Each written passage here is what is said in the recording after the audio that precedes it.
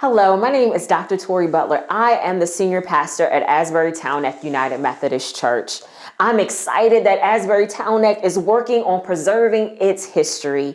History is who we are, where we come from, while giving glimpses of where we are yet to go. As longtime members of this community, we have a responsibility to share our stories of challenge and triumph. It's important for this community to remember, if it had not been for the Lord God on our side and the collective hard work, we do not know where we would be. We believe that our church is the community and the community is the church. We believe that each of us should be dedicated to preserving our history, telling our story, what we have learned from our parents, our grandparents, our elders, and we are charged to tell the truth.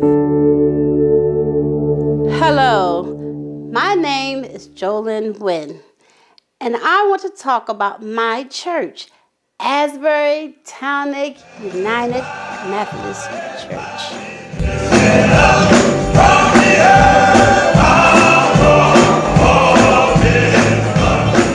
We are celebrating 136 years of history this year. It's a church where the church makes up the community and the community makes up the church. I remember a long time ago, we had a pastor from a mega church attend our service, and he said he had driven up Ritchie Highway many times, and he never knew a church like ours existed beyond the trees. But today, I'm here to tell you, we have been here all along. And through this documentary, we're going to talk to some of our members and some of the families, and we're going to discuss our church history and the life of the people in our community. We are praying that this will enlighten each of you to tell your history and how you and your family makes up the church.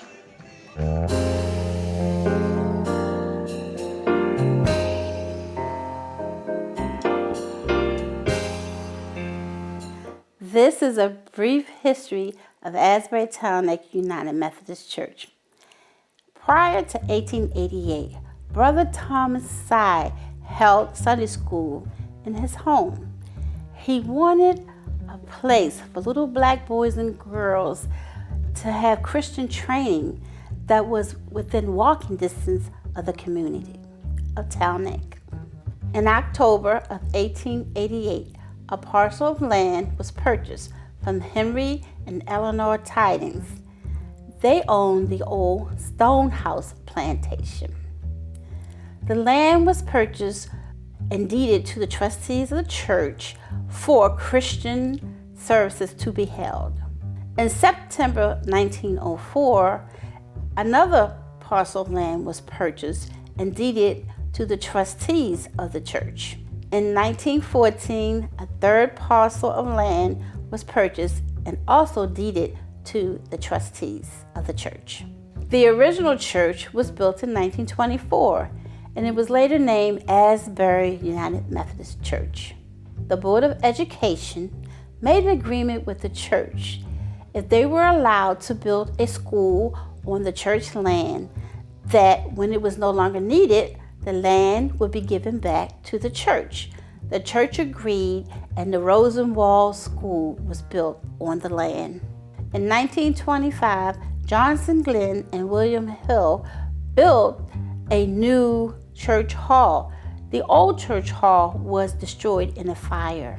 In 1956, the elementary school was given back to the church by the county, when a new school, Jones Elementary School, was built. In 1987, Reverend Dr. Ronald Ward was appointed our pastor. In 1988, a new parsonage went up. And in 1990, we marched into our new church, which is now called Asbury Town Neck United Methodist Church.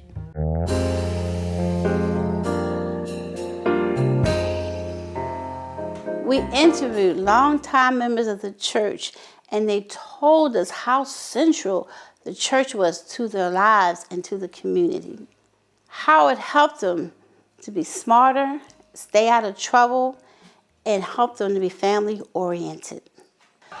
Gospel music played a vital role in the Black church. Our church had several choirs over the years. Gospel music was another form of worship for our members. Our church members found a true family within the Christian church. Let's listen to them. Oh, no Sunday was at church. Saturday night, all the shoes got lined up around the stove in the living room of my father with shiny shoes that we had to wear during the week, but they got shined for Sunday morning service to go to church. Sunday school at church. And they brought us to Sunday school and stayed regular service. We went to the regular service, Sunday school, then the regular service. I didn't know anything different. That was wonderful. As far as I was concerned, I mean, from the time we were born, we were here. It's the foundation of the community, yes. The community was almost a family thing because we were related to people on White's Road, Jennings Road, and all right around the neighborhood, all the way up to Early Heights, Elverton, all around in the community. So the Black community was really centered around the church. Singing, things that we planned on Sunday, we were going some places. It was always like a church concert, or it could have been Easter parties, because back then churches all had their own Easter things, but Easter party for the kids. Anything that I did then was always centered around the church. In our neighborhood, it was only family. So in this setting where we lived at, if you went to another house, it was in the neighborhood, so you didn't really do anything, because whatever you did over here, if you did something wrong, they were going to correct you. And then if you went home, you were going to get corrected again. And we played in the different areas. We could walk across the street and we could sit on the water. We would come over, just across from Berrywood, and we could just sit on the other side and look out at the water.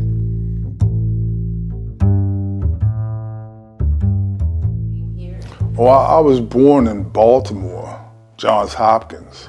My mother was a domestic worker. I was a very vicious, hate-minded individual coming up.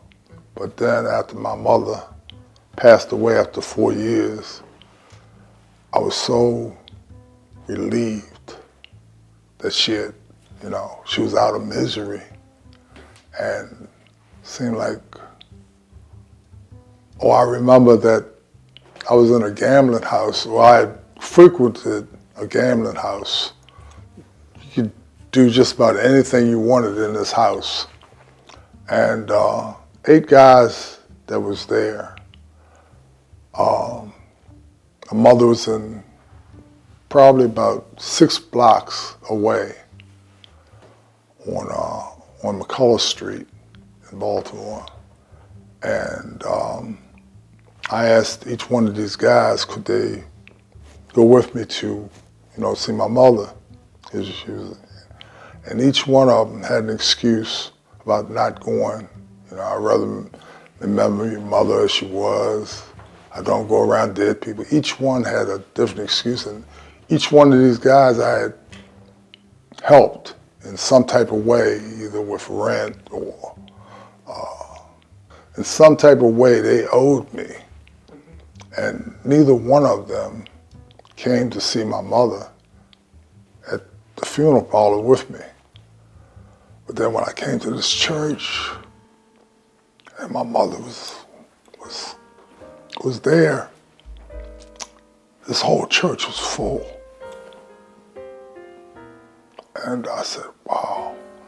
And everybody just pat me on the back and said, man, your mother really prayed for you. And I realized then that this was what true family was, to come to you in your hour, because they didn't know me, they knew her, you know. Probably the thoughts about me was very, very dark. And I was willing to live with it, but then it seemed like they, you know, these Christians accepted me, and they not only, you know, gave my mother a good farewell, they fed my whole family down here, you know, and I was very appreciative of it. And that was my beginnings to coming to Christ, and I had to, you know, I decided to get baptized, and I did it at Beechwood Park.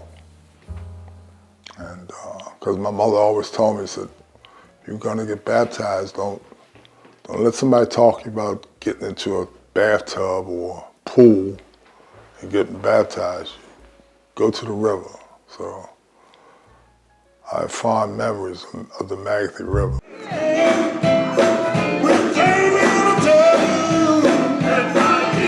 I am a member of the Johnson Mayor Choir over 50 years. Well, it was some good singing. There was some good singers in the church. And I believe that's why I joined, because my father was singing too. Now we sing the second Sunday of each month. And our anniversary is the second Sunday of March. We travel a lot of places. We've been to Mississippi. We've been to Kentucky, yeah, Jersey. We go down to Delaware. Oh, we ain't been up in Stadium, Raven Stadium, been up there singing. Well, we got a lot of singing down at Annapolis. We do that out in the street. They close the street off, and then they love our singing. We got a good choir, with good voices. My favorite song is Remember Me. Lord, I'm singing your praises day after day while I travel this so lonesome and narrow way. Oh Lord, Lord, I'll need you to hold my hand and help me gain the victory. When it's all over, Lord, remember me.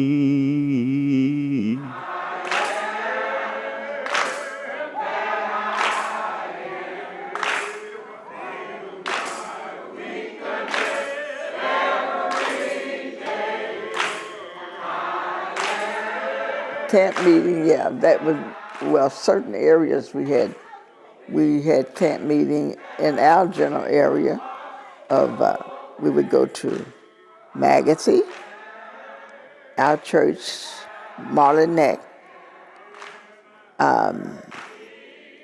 Wayman's Good Hope, Broadneck, Waterbury, and St. Mark's up in Severn. We would go to church services there, but certain church had the bands and things, so they were affiliated with different areas. And they came from the Western Shore and the Eastern Shore. So that would be a singing group of people.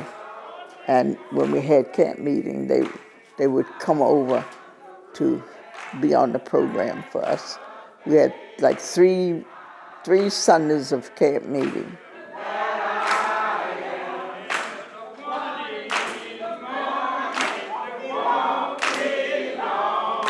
That was a source of getting to know different people and, you know, parts of the country and stuff.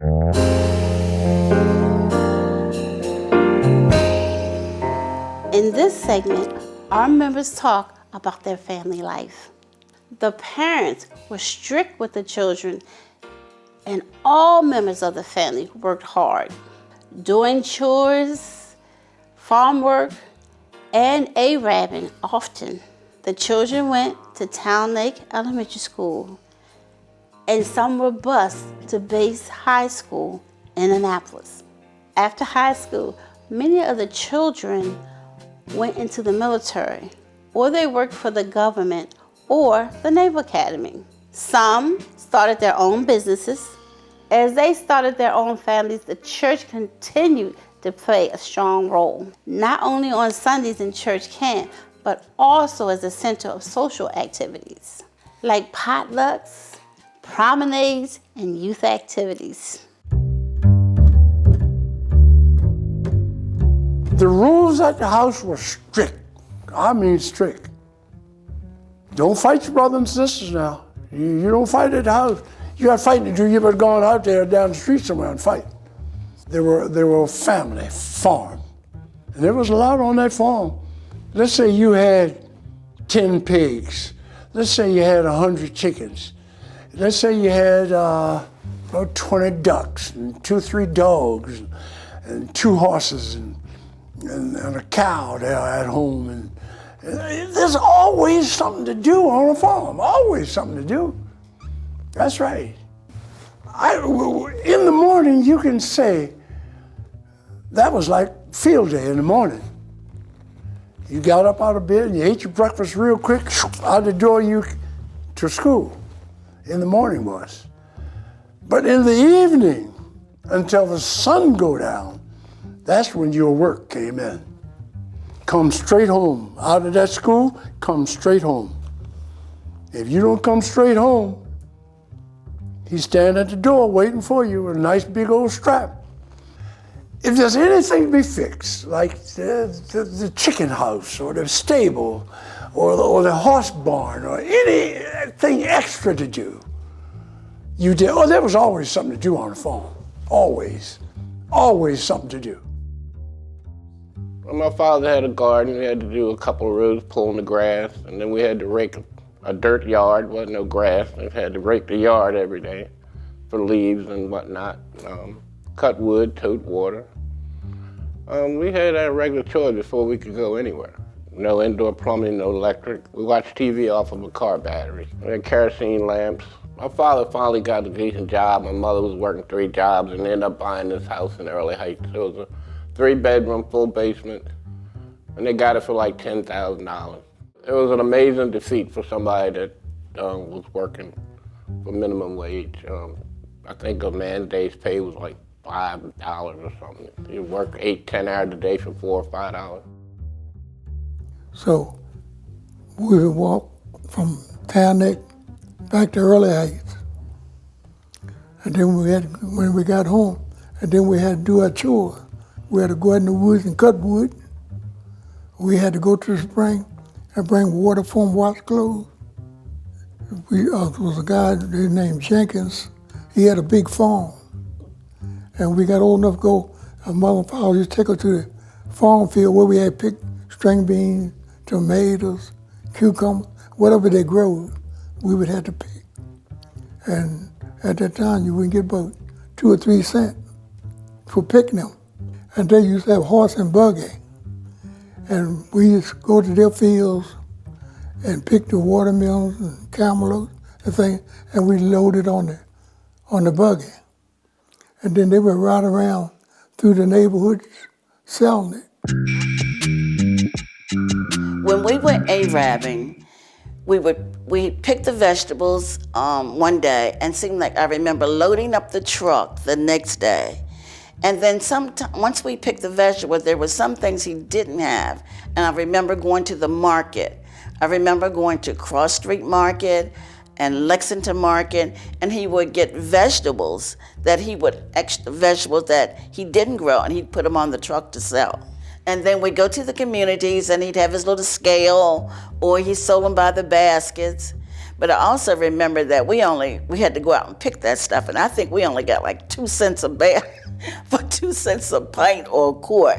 It wasn't very much, but to us back then, it was a lot. In the winter months, he also would Arab, And I remember going out with him, and he would go down by Cattail Creek, and in the woods there, it would be all these berries. I can't remember what kind. We had holly trees in our yard, and it would be these cords that growed from the berries on the. And I remember him picking these, and he would cut them, and then we would go home, and at night we would make beautiful wreaths. He made these beautiful Christmas wreaths, and it's what he sold. That's what he made money on during the winter months. We'd had some very long days because he was a minister also. He also was the founder of the Church of God of Severna Park, which sits right here on Ritchie Highway in Severna Park. It's right here between White's Road and Madeira Road, or White's Road and Early Heights Road. It's a little white church that sits right on the highway. He was the founder of that church. So at night, we spend our time in church. I attended the church here at Town Lake. We had to walk from home to the school. We had to do all the work, cut the wood, tote water.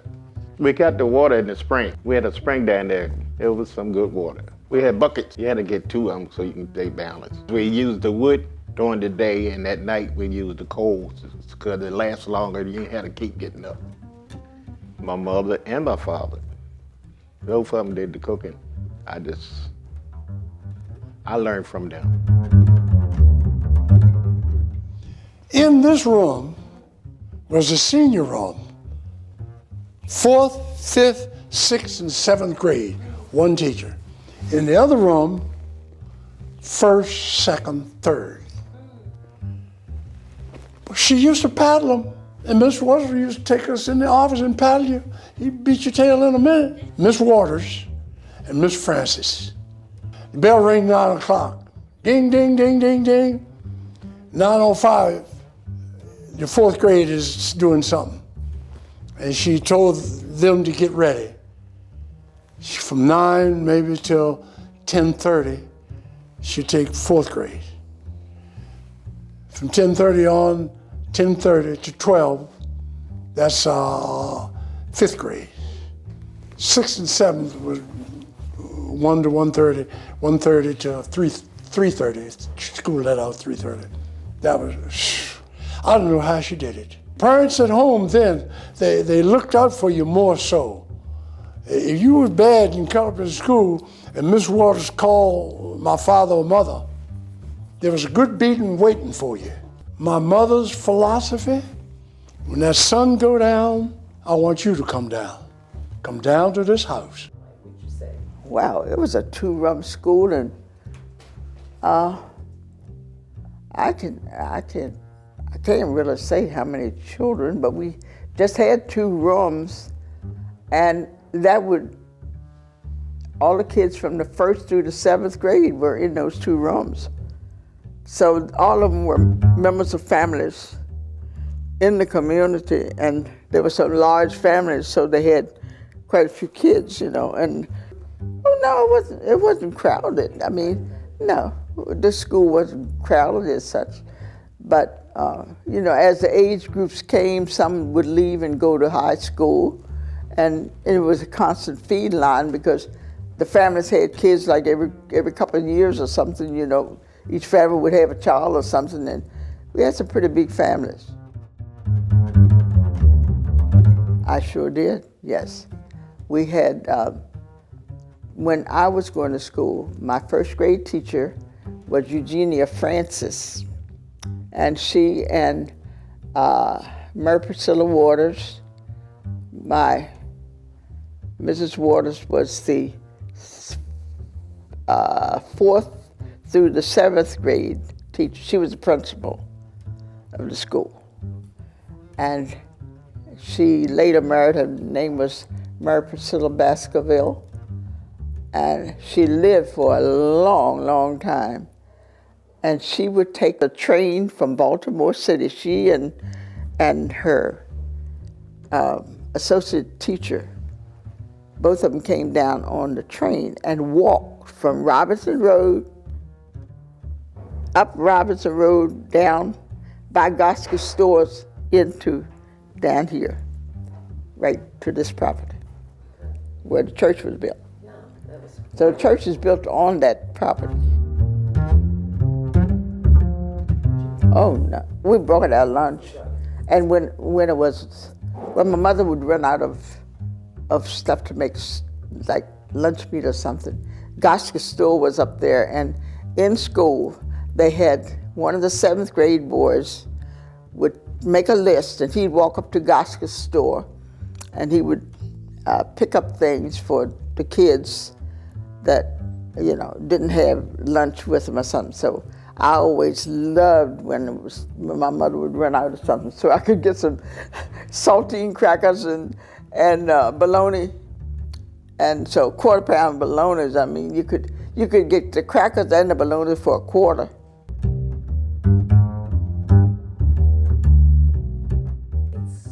Bates was a feeder school for black students from the line at Brooklyn Cedar Hill all the way to South County, all the way to Traces Landing, Annapolis, all that area. Waterbury, all Crownsville, all that area down for Anne Arundel County. The one high school, one black high school. It was too crowded, but there was a lot of buses, and they came from a lot of areas. So if you went to Bates, you learned about people that lived far and near, all the way down to the Calvert County line for Annapolis, not the city of Annapolis, but the county students. Yeah, all of us were there together. And so, we had a rich history as far as knowing different black families in the area, in the county. Give us a choice, not a choice, or an option. You either go to Bates High School or could go to the Savannah Park High School. The option really was because Bates was built for all blacks. Every black in Anne Arundel County, regardless of where you live in Anne Arundel County, all blacks went to high school was Bates High School. But Bates was to me, I chose Bates instead of Savannah Park. 2 reasons. One, there was a couple of whites that loved to fight around here.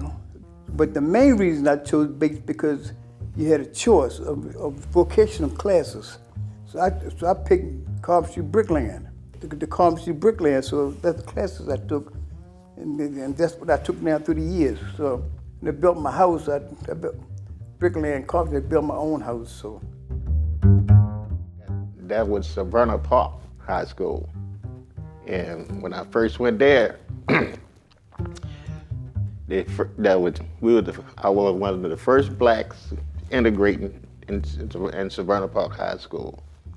And we got there, we had a fight. We had a fight every day. I told the teacher, Mr. Lorenzo, he was a vice president at school, he said, you either get suspended or you get a whipping when the class changes. And I said, I'll take that whipping. So out there, he had that big paddle. Well, we was outnumbered. So they just gathered around there. They thought they could beat us, but we showed them we could fight. What kind of weapons y'all use? Because it was all bloody. We said we use these and these. Yeah, so. Yeah, it's lessened up because a lot of white kids get hurt. They got hurt. Got their back broken and everything. And plus they had the police coming out there when they dismissed you from school. That stopped the fighting. I had a very good teacher. He was very nice, and he kept order in his classroom in Savannah Park High School. But he was a good man. He didn't bother us in the classroom. Everything was in control in the school. I was a good student when I was in school. And then This one white girl she sat beside me, and she was very nice. She was helpful with me. She helped me with a lot. She said, don't pay attention to them. They'd make me whispering their things, you know. He'd say, don't pay no mind. Oh, the first black one from Suburban Park High School graduated at 1965. Air Force. But I couldn't get in the Air Force without a high school diploma. I'll never forget that long as I live. And after I got the Air Force, the life was so good. I worked for the Naval Academy, yes, Naval Academy. Good job, 20 years. Air conditioning, refrigeration mechanic. Just walk around with a bag of tools on your back and a little radio in your pocket. Hey, go to building, sit the thing. Good. Yes, indeed. Nice job. Go to work clean, come home clean. That's right. Yes, sir. Good pay. The first black business. My grandfather had an ice business and a trash business and a building business. He built sheds, houses, and he was a preacher. The Reverend Levi Pack. The Reverend James Levi Pack. Yeah, he helped build the old church that was here. So we was raised by our pastor, our grandfather. He made sure we went to church and did what we supposed to do right. Levi, he lived to be 106. He was a strong grandpa. He named me after this church, Asbury. He gave me Asbury. Yeah, my grandfather named me Theodore. I think you gotta go scripture with that. Most of the churches around here have Asbury. You got Asbury Broadneck, Asbury Mile Neck, Asbury Methodist. I mean, Asbury is a blessing. I think that's why he named me. I'm blessed.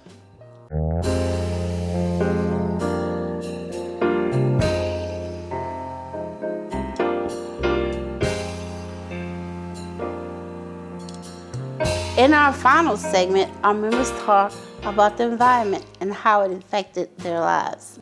They had clean drinking water that came from the springs on Cattail Creek. They could fish from the river and catch crab, and they had plenty of fresh produce coming from their farms. There was always plenty to eat. Everyone walked to church, to school, and to the local stores such as Dawson and Gosca's, even when gasoline was 35 cents a gallon. Extended families lived close together in small neighborhoods such as Packtown, Whitetown, Early Heights, Joneses, and other surrounding communities. Before we got running water, that's where we got our water from. We would make several trips down to that spring a day. And actually, the spring ends up on Jolene's property, where Jolene's house is, which sits right behind Joe's Seafood, off the creek, the hill from Cattail Creek. As Cattail Creek goes around, the spring sets with spring. That's where we got our water from. All our drinking water came from that spring, yes. That water, it was really good. It was the best water. And I can remember them telling me, don't put your feet up there. And I had to go put my foot up on that sink because I wanted to soak my foot. And I don't know what I knocked over, but I was punished for that. I remember me and Joe used to take a 25 gallon? No, I think it was 25, no, maybe a 20 gallon. We used to call them old lard cans. Yeah, and you get water and we used to bring them, yeah. Yeah, we went to the spring. Yeah, it was a nice, cool spring. We used to drink the water and look at the frogs in the water. Yeah, we used to swim in there. It was clear water until they built Savannah Forest. And then when they sold Packtown, they took all these trees and the foliage, everything, and just let everything wash down in there, and they filtered the whole pond in. It's a swampy looking mess. Yeah, we used to swim in there. And we washed our cars and everything in there and everything. The water ran across the road. And we just pull into the water and wash your car, pull out. Self-made car wash. And the beavers kept jamming it up. When they bought that, when that property was sold, the developer made the assumption that he was going to dredge that whole pond out and put gabion baskets all around and preserve that pond. Okay. And it never happened. Oh yeah, from Packtown, yeah. We had 2 springs, one over in Uncle Eli's place. Matter of fact, 3, because we had 2 on our place. And fresh, clean, cool water all summer long. Really nice water. And every now and then we go down and put a little lime in it for whatever. Might have been a little bug or something, and make sure it's pure water. So, but that water ran all the time, constantly. It's probably still running now if it's not covered up where you can see it, you know. But it was just constantly running. We didn't have running water at all from the time I was there until the time I left. We always had good for washing, cooking, drinking, yeah, bathing, whatever, yeah. I walked to Town Neck School from, all the way from where you know Ritchie Highway now. We were back in the woods and we walked down through the community through to White's Road, mostly through I had a great uncle. We had to walk through his farm to get to White's Road, and then Reverend George White was down on White's Road, and my other uncle, my father's brother, Thomas Glenn, was on White's Road, and Harvey Glenn was on White's Road. Can you imagine a 6-year-old kid walking through there? We would cut across Uncle Vinton's property, and there would be like an old telephone pole or something that they had put down across the creek, so the little kids could walk across to go up the hill and come up to go to the school out here. And when they made that Cypress Landing place up there, it messed with the headwaters. Somehow they got permission to mess with the waters down there to get Arbor Creek through there, but that's why Cattail Creek is dead down at the end here. Well, mostly they would talk about in the old days how they had to walk just about everywhere they had to get to. And they didn't have the type of things, and if they didn't have a car, it used to be by horse or buggy. And they did a lot of shopping by horse and buggy during my time as well. So rain, we could catch a train at that time at the front of the park down here. You got to get it 10 cents and we get 25 cents. 10 for coming back, going back at, and then your parents will give you a nickel, so that's 25 cents. Go to Annapolis, right there, Annapolis Circle. We used to go there. You got a nickel you had to take a choice. You could get a bag of popcorn, or you could get a 3-cent soda. So if you get a soda and then popcorn, and then you had to walk from Annapolis all the way back to Early Heights. It was all right. I like enjoyed it. I was young there. My grandfather could get on the train. I said, I know I can. So we ran and caught the train and got down there. But most of the time, when my father would get paid, him and my mother, they go out and do the grocery shopping. My first car was an old 53 Mercury. Old 53 Mercury, and I'm, as a teenager, coming up through the years, my first car, well, back then gas was 35 cents a gallon, so I always kept 35 cents in the ashtray no matter where I went. I had 35 cents so I could get some gas in case I needed it.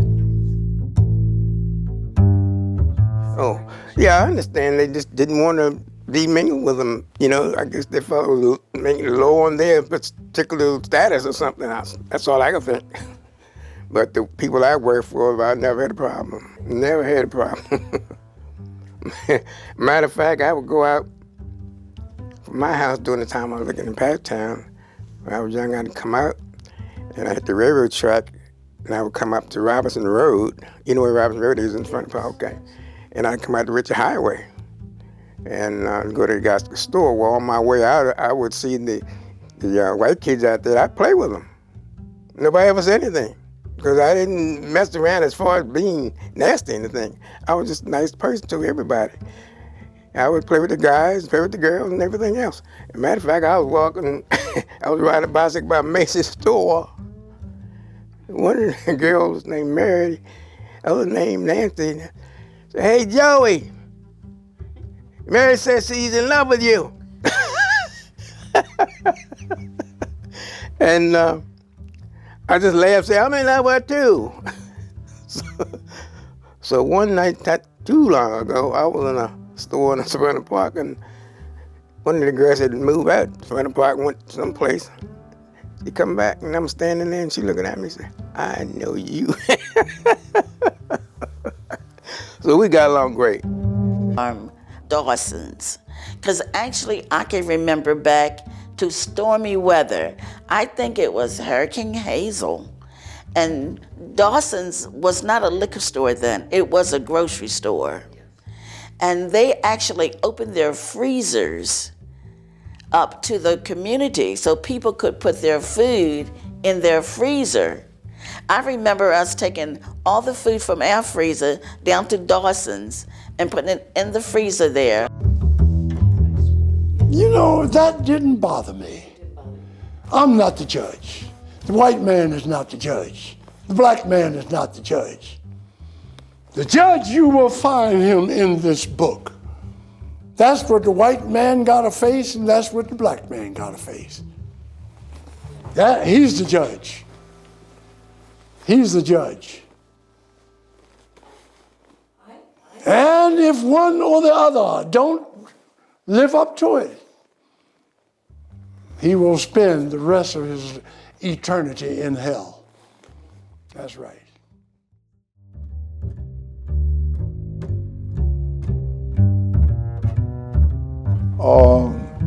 After I came to Christ and I wanted to, in some type of way, fulfill my duty as being a Christian, I tried to help a fellow by the name of Clinton Wallace, who was involved with helping the sick and the shut-in. We had a list of people, or he had a list of people that was sick and shut-in at the church.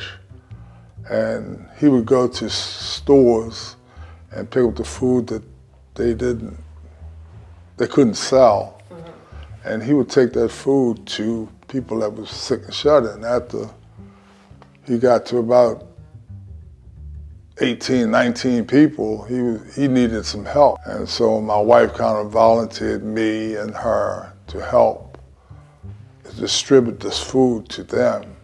And it just started growing. That's called ATN. It stands for Asbury Church Assistance Network. We serve about 600 families in a week, 3 days a week. This is my home, yes. And the people that's in it, they are my family. So during this documentary, you have learned a brief history of Asbury Town United Methodist Church and its community. This is just the beginning, and I want to challenge each of you to tell the stories of your families, of your community, of your churches. This is just the start. Tell your story in your own voice, from your own perspective. People need to know who you are and where you come from. We invite you to tell all that God has done for you and all that God has done for your family. Thank you.